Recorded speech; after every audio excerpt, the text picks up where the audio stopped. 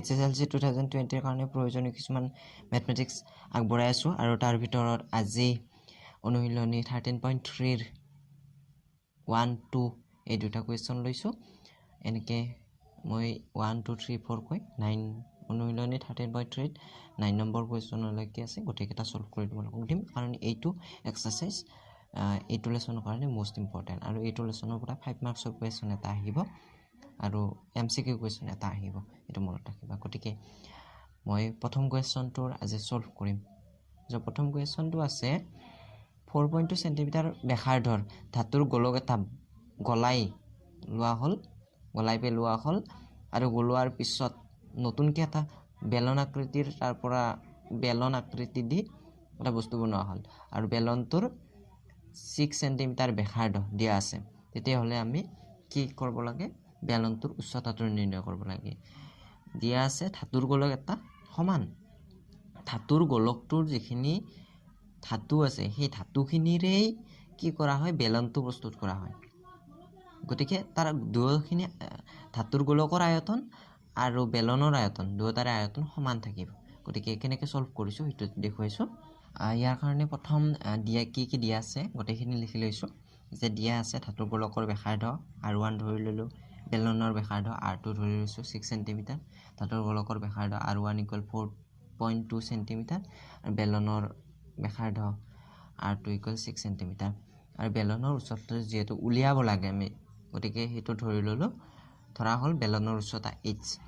প্ৰশ্নমতে কি কোৱা আছে ধাতুৰ গোলকৰ আয়তন সমান বেলনৰ আয়তন দুয়োটাৰ আয়তন আমি সমান বুলি গম পাইছো যেহেতু ধাতুৰ যিখিনি ধাতু আছে সেই ধাতুৰ গোলকটোৰ পৰাই বেলনটো প্ৰস্তুত কৰা হয় সমানেই হ'ব তাৰ আয়তনটো গতিকে ধাতুৰ গোলকৰ আয়তনৰ সূত্ৰটো আছিল 4/3 পাই r কিউব r1 টো ইয়াত ব্যাসাৰ্ধটো r1 আছে গতিকে r1 লিখি লৈছো r1 কিউব ইকুৱেল বেলনৰ আয়তনৰ সূত্ৰটো আছিল পাই r2 স্কয়াৰ h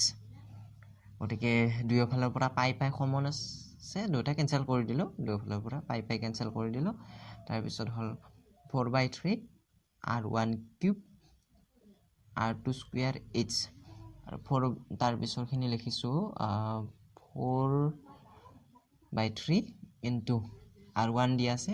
r1 ধাতুৰ গোলকটোৰ ব্যাসাৰ্ধ r1 4.2 সেন্টিমিটাৰ আছে গতিকে 4.2 সেন্টিমিটাৰ কিউব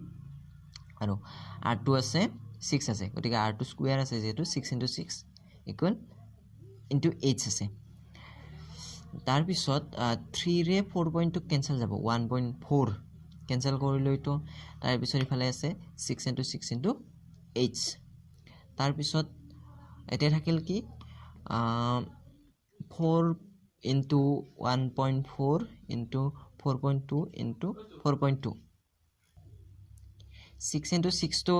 ইফালে মাল্টিপ্লিকেশন আছে ইফালে এলি ডিভাইড হ'ব গতিকে 6 এৰে 4.2 কেনসেল যাব 0.7